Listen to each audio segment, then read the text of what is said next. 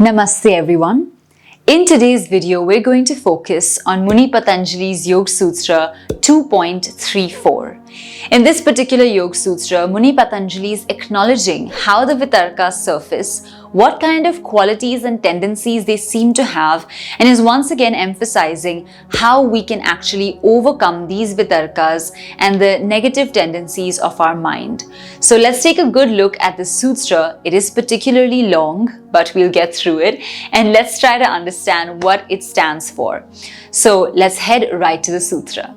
So the sutra itself goes, Vitarka hinsa dayaha Kritakaritanumodita Lobha Krodha Moha Purvaka Mridu Madhyadhimatra Dukkha Jnanananta Phala Iti Pratipaksha Bhavanam. Alright, so this is the sutra itself, and we're going to take a good look now at each of the words and try to understand it a little better. It is a little bit of a long sutra, so feel free to pause the video in between if you need to get a better understanding of it. So we start off with the first word here, which is Vitarka, and we've been discussing this in the previous sutra as well as 1.17, 1.42 and 1.43. Vitarkas stand for negative thoughts or tendencies. Now we come to the next one, which is Hinsa Dayaha. Now here it is talking about something that Hinsa means violence. So anything that causes violence or is a part of a violent activity is Hinsa Dayaha. And so this could be if we're thinking about causing injury to ourselves or even towards other people. So it's just a quality of causing harm essentially. Then coming to the next word, we look at Krita. So here we're being told even further what type of violence can take place. So Krita refers to doing to oneself, so done by oneself. And then Karita means done by somebody else. Somebody else is effecting this violence. The next word is Anumodita. Now here it's saying a particular case where we sympathize with or we kind of understand or acknowledge a particular type of violence. So Anumodita is the process of sympathizing, acknowledging, encouraging violence. And this is one section of the sutra. Now we come to the next section. Here we are being told that Lobha, Krodha and Moha. These are the three causes of negative tendencies that might take place within us. And the first one here, of course, is Lobha. Lobha refers to greed, or sort of just this desire to have above and beyond. I don't mean it's not the same as abundance, it's different. It's a greed which no matter what happens, I will get what I want in a negative way. And that is Lobha. And the second one is Krodha. Now, Krodh refers to anger. It's a very commonly used Hindi word as well. We say that somebody became krodhit. So that means they became really angry. So krodh is a very common word for anger. And then we come to moha. Now moha means being infatuated, being like really enticed by something. So it could be towards a person, it could be towards a thing, it could be towards certain habits. So that's basically just a sort of infatuation that we have. So these are the three causes we're being told, which is Lobha, Krodha and Moha. And then coming to the next section of the sutra, we're being told Purvak. Purvak always means preceded by or before. So it's kind of encapsulating those three words and telling us that before the Vitarkas arise, these three causes of Lobha, Krodha and Moha come first, and then those lead to these Vitarka or these negative thoughts. Okay, and then coming to the next segment, right? It's now trying to go deeper and tell us what type of thoughts, what type of feelings emerge, how intense are they. So here we have Mridu, Madhya and Adhimatra, and these are essentially the types of intensity. So Mridu is mild, Madhya is medium, and Adhimatra is quite excessive basically, or a very high level. So mridhu, madhya and adhimatra. And then we come to agyana, which is kind of, dukkha jnana, that whole section is talking about agyana, which means gyan means knowledge. So agyan means ignorance, non-knowledge in a way. And now it's trying, see, this is a very long sutra, so many sections to it. So now it's trying to tell us what is the impact of all these negative tendencies. And the first is, of course, it's saying ignorance, it kind of perpetuates the ignorance we already have. And then going forward, there's also a lot of dukkha, which is pain and misery that gets created. And this pain, misery and ignorance becomes ananta, which means endless, just infinite, because we're not curbing the lobha, krodha and the moha.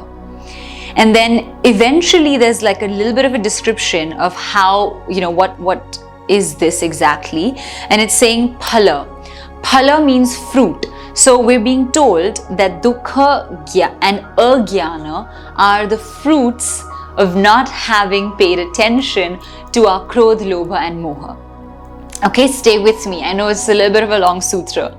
Then we come to the next one and we're being told iti. Iti is an important word. Iti over here means therefore, such as, so is, and it's kind of like a conjunction. It's like, when we use therefore in English, we're saying therefore, and we're kind of going to the next part.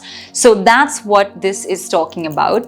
And then we get pratipaksha bhavanam, which is what we've been talking about so far. So pratipaksha bhavanam is creating the opposite thought wave to the negative one that you just had. So in the end it says, hey, here are all your causes, therefore pratipaksha bhavanam, and therefore you need to cultivate more of pratipaksha bhavanam. Now finally that brings us to the end of all the words. So now let's take a good look at what is the sutra trying to tell us.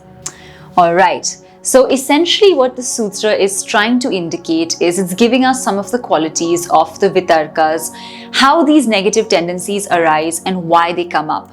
Some of the key elements, like we understood, is of course when we are not able to control or we're not able to regulate our greed, our anger as well as our infatuation, this is going to lead to certain types of negative thinking, because here we are with anger, with all this greed, we want what we want right now, and we're kind of destroying things as we try to get there, because we're not doing it in a peaceful way. We're doing it in a way where we're okay with any carnage that we might cause along the way, which is a little bit harmful, right, for other people and also for ourselves. So what this sutra is saying is that krodh, lobh, moha end up causing these negative tendencies within us. And then they show up either in a mild form, in a medium form, or like in an extreme degree. So that depends on how intense each of these elements is within you.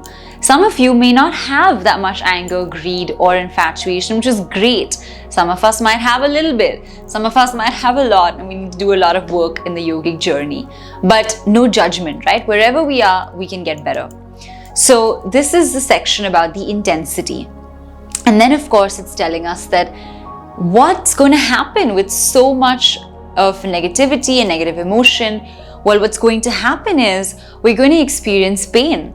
We're going to experience sadness. We're going to kind of inflict pain upon ourselves because the way the process was done was not peaceful, was not from a place of love or contentment. It came from a strong pride and desire to have greed. And therefore we kind of create this level of pain and discomfort, and then it becomes endless. It has no end because it becomes a cycle, we just keep going through that same vicious cycle. So Muni Patanjali kind of outlines that, and then he says, but hey, you can use pratipaksha bhavanam to kind of overcome all of these things.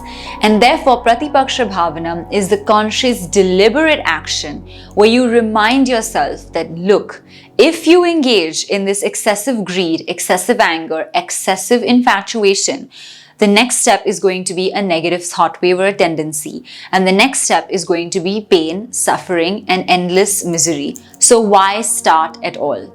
And when you counsel yourself like that and become your own life coach in a way, you're able to take a step back and say, no, this is not for me. I'm not doing this. I know which path is going to lead me down, and I don't want to go there. And I think that's what sort of, I would say, yogic maturity is. Over time, I think it kind of helps you to really just say no to certain things if they're not working out, if you think it's not the right direction to go in. And so I feel this is a really wonderful sutra. My personal interpretation is that it really helps us to identify what are the things we want to engage with and what are the things that we need to pass on. There are going to be so many things in our lives that we're really, really excited by, we're really infatuated with. And sometimes we have to just take a little bit of a driver's seat and say, this is great, but it's not for me because X, Y, Z.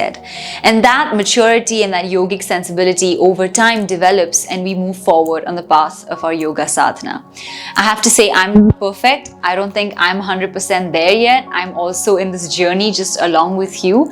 But it's so amazing to study this together and to know that there are such motivational and inspiring sutras that can help us to go along this path. So I'm with you, we're in this together. We just have to keep moving forward with each day, with each practice, and hope that we get better with time. So that brings us to the end of today's video. If you enjoyed this, please don't forget to give it a big thumbs up.